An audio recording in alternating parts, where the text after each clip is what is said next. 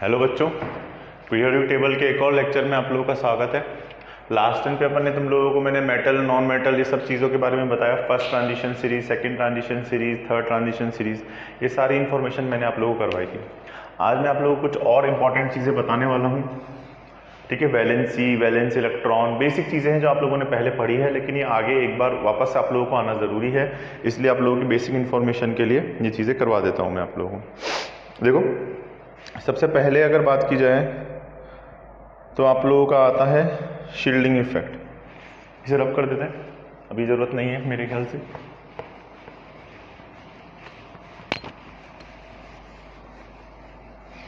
Heading डाल लो shielding effect, shielding या screening effect.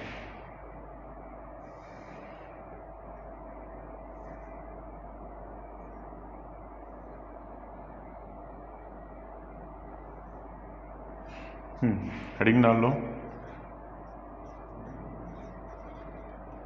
Shielding effect. देखो, अगर शील्डिंग इफेक्ट की बात की जाए तो शील्डिंग इफेक्ट क्या होता है, लिखो। The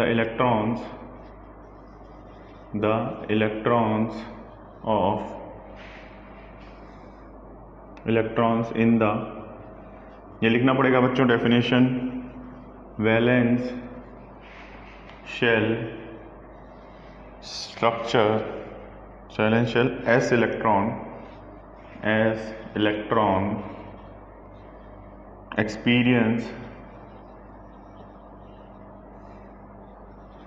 experience an attractive force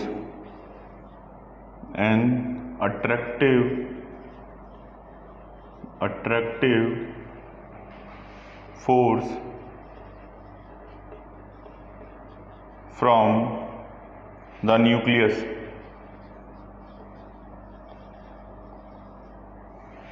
and a repulsive force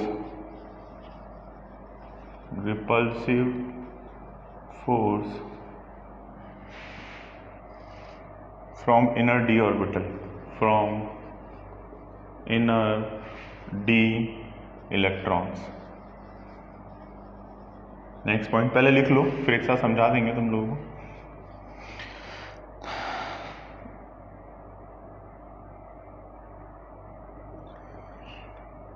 ठीक है, इनर डी, नेक्स्ट पॉइंट क्या, inner D electron shield the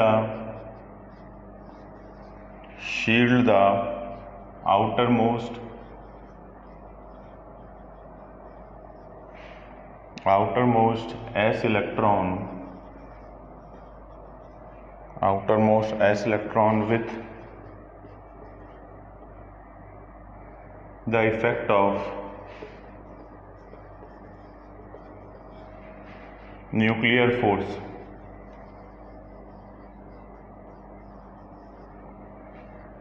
of attraction। Nuclear force of attraction is known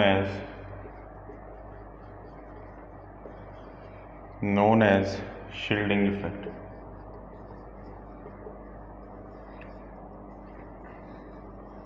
देखो, पहले डेफिनेशन नोट डाउन कर लो, एक ये वाली, 2 पॉइंट्स आएंगे, फर्स्ट और सेकंड। देखो क्या होता है शील्डिंग इफेक्ट के अंदर, समझने की कोशिश करना।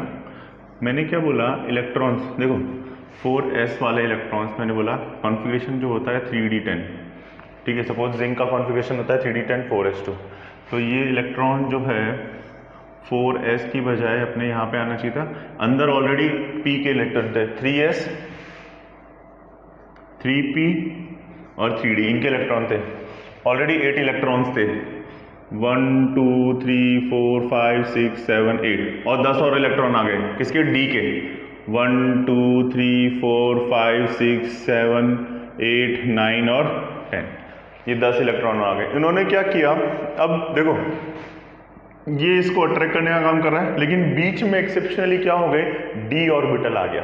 डी ऑर्बिटल आने की वजह से क्या हुआ, इसने क्या किया, इलेक्ट्रॉन, देखो सेम चार्ज होने की वजह से इसका अट्रैक्शन फोर्स जो भी था ना, ये सारे इलेक्ट्रॉन आकर रोक लेंगे, जिसकी वजह से क्या होगा कि ये इलेक्ट्रॉन जो है न्यूक्लियस से बहुत ही कम अट्रैक्शन फोर्स शो करेगा। ये जो इलेक्ट्रॉन है वो न्यूक्लियस से बहुत ही कम अट्रैक्शन फोर्स काम करेगा। मतलब अंदर वाले इलेक्ट्रॉन्स ने क्या किया, इनके लिए शील्ड बना दी, शील्ड या एक स्क्रीन जैसा बना दिया, जिससे कि इसका अट्रैक्शन फोर्स जो है बाहर 4s वालों के लिए क्या हो गया, रिड्यूस हो गया। सपोज पहले जितना भी फोर्स था उससे क्या हो गया, कम हो गया। क्यों? क्योंकि एक्सेप्शनल इलेक्ट्रॉन क्या हो गए, अंदर वाले ऑर्बिट में आ गए। अंदर वाले ऑर्बिट में आने से क्या हुआ, अट्रैक्शन फोर्स क्या हो गया, रिड्यूस हो गया। क्यों? क्योंकि इनर वाले ऑर्बिट ने क्या किया, शील्ड जैसा बना दिया। किसको रिप्रेजेंट करेगा, शील्डिंग और या फिर इसको बोलते हैं स्क्रीनिंग इफेक्ट को। शील्डिंग और स्क्रीनिंग और शील्डिंग एक ही बात है, स्क्रीन जैसा बना दिया, स्क्रीनिंग इफेक्ट को रिप्रेजेंट करेगा, शील्डिंग और स्क्रीनिंग इफेक्ट को रिप्रेजेंट करेगा। देखो, the electron in the value of shell of S electron experience attractive force from the nucleus and repulsive from the inner d orbital. ये क्या हो रहा है, अट्रैक्शन फोर्स भी फील कर रहा है और साथ में यहाँ पे रिपल्शन फोर्स भी कर रहा है। फिर उन्होंने बोला था inner d electron shield the outer most S electron with the effect of nuclear force. अभी क्या कर रहे हैं, शील्ड कर रहे हैं। किसको रिप्रेजेंट कर रहा है, शील्डिंग इफेक्ट को रिप्रेजेंट कर रहा है। मतलब इस S के इलेक्ट्रॉन का निकलना बहुत ही आसान काम हो गया। क्या कर दिया, S के इलेक्ट्रॉन्स का निकलना क्या हो गया, बहुत ही आसान काम हो गया। इसका एप्लीकेशन जो है तुम्हारे नेक्स्ट ईयर जो आएगा P ब्लॉक में या D ब्लॉक में तुम लोगों को पढ़ाएंगे। अभी सिर्फ तुम्हें समझना है। ये वाली बात क्लियर है अच्छे से। किसको रिप्रेजेंट कर रहा है, शील्डिंग इफेक्ट को रिप्रेजेंट कर रहा है। नोट डाउन कर लो, किया? ओके बच्चों।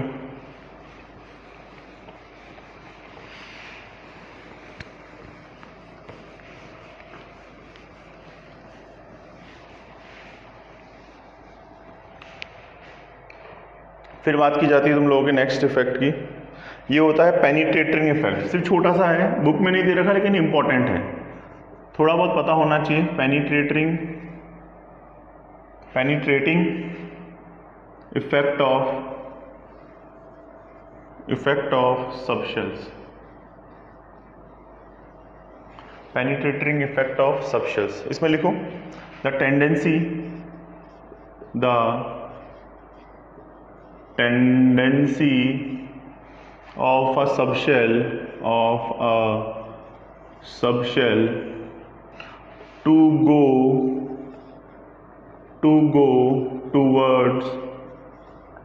go towards nucleus is known as penetrating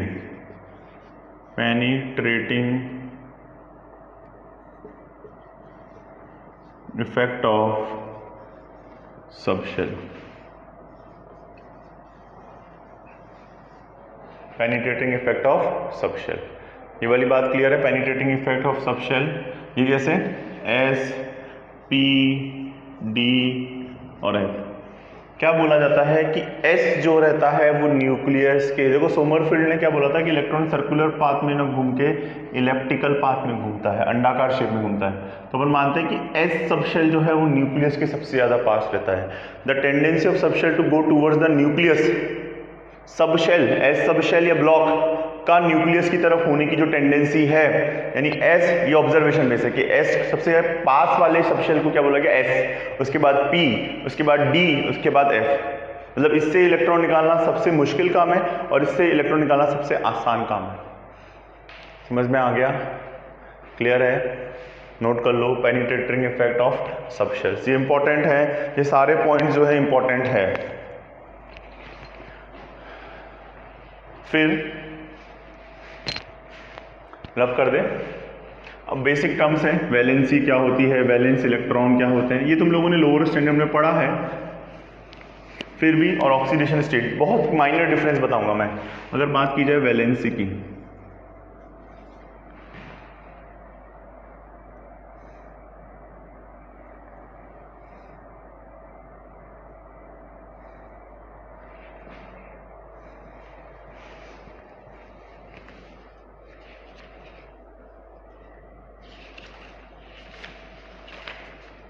तो नोट करो वैलेंसी क्या होती है।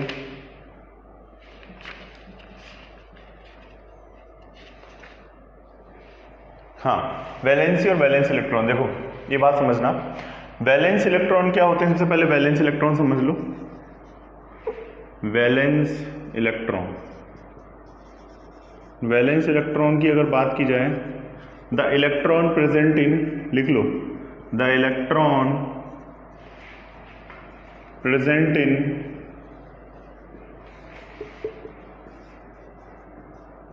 outermost orbit, the electron present in outermost orbit is known as valence electrons. क्या होते हैं इन्हें, क्या बोलते हैं, वैलेंस इलेक्ट्रॉन्स बोलते हैं। जैसे कि तुमने ये डायग्राम पहले भी देखे हैं, सपोज मैं बोल रहा हूँ कार्बन, नाइट्रोजन, ऑक्सीजन, फ्लोरीन। तो अगर बात की जाए कार्बन की, और भी ले लेते हैं, बोरोन भी ले लेते हैं। तो कार्बन के आउटर शेल में जो होते हैं, बोरोन में देखो एटॉमिक नंबर होता है 5, इनर शेल में 2, और ये आप लोगों ने लोअर स्टैंडर्ड में पढ़ा है। कार्बन में आउटर शेल में जो होते हैं 1 2 3 4, अंदर की तरफ 2। फिर नाइट्रोजन की बात की जाए तो उसके आउटर शेल में होते हैं 5 और अंदर की तरफ 2 इलेक्ट्रॉन रहते हैं। फिर ऑक्सीजन की बात की जाए 1 2 3 4 5 6, अंदर की तरफ क्या रहते हैं, 2 रहते हैं। फिर फ्लोरीन की बात की जाए 1 2 3 4 5।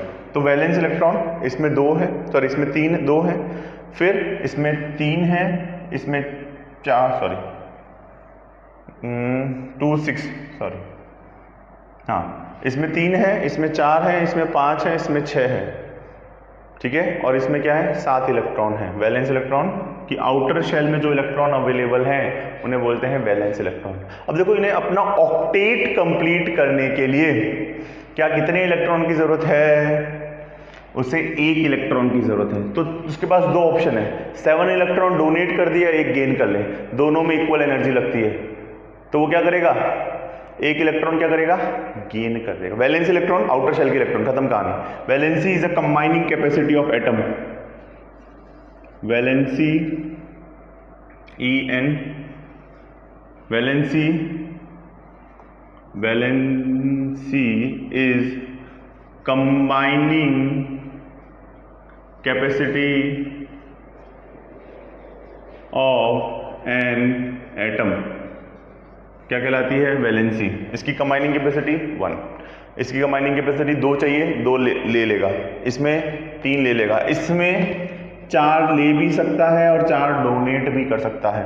इसमें 3 डोनेट करना और 5 गेन करना, तो 3 डोनेट करना इजी है, ठीक है। ये वाली बात क्लियर है। वैलेंसी इसकी कितनी हो गई, 3, इसकी 2, इसकी 1, ये होगी वैलेंसी, ठीक है, कंबाइनिंग कैपेसिटी ऑफ एटम। अब देखो वैलेंसी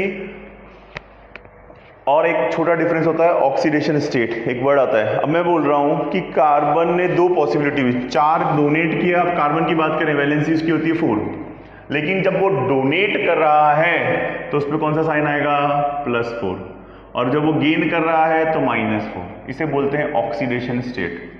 ऑक्सीडेशन स्टेट में बेटा ये पता चलता है कि उसने डोनेट किया है या गेन किया है। वैलेंसी में कभी भी ये बात पता नहीं चलती, प्लस मतलब डोनेट किया, माइनस मतलब गेन किया। इसमें ना पता नहीं चला मुझे क्या डोनेट किया क्या गेन किया, बस मुझे पता है कि ये वैल्यू है। तो वैलेंसी और ऑक्सीडेशन स्टेट में मेजर डिफरेंस क्या है कि वैलेंसी में पता चलता है कि उसने डोनेट किया है, नहीं पता चलता है कि उसने डोनेट किया है गेन किया है। और ऑक्सीडेशन स्टेट में हमेशा पता चलता है, प्लस मतलब उसने डोनेट किया और माइनस मतलब उसने क्या किया है, गेन किया। ये बहुत ज्यादा बेसिक डिफरेंस है वैलेंसी और ऑक्सीडेशन स्टेट के। बाकी इस चैप्टर के सारे टॉपिक्स जो तुम्हारे स्कूल एग्जाम में आने वाले थे वो करवा दिए, तो आई होप आप लोग इसको अच्छे से प्रिपेयर करेंगे। आज के लिए इतना ही बहुत है बच्चों। Thank you from my side, all the best, bye bye, take care.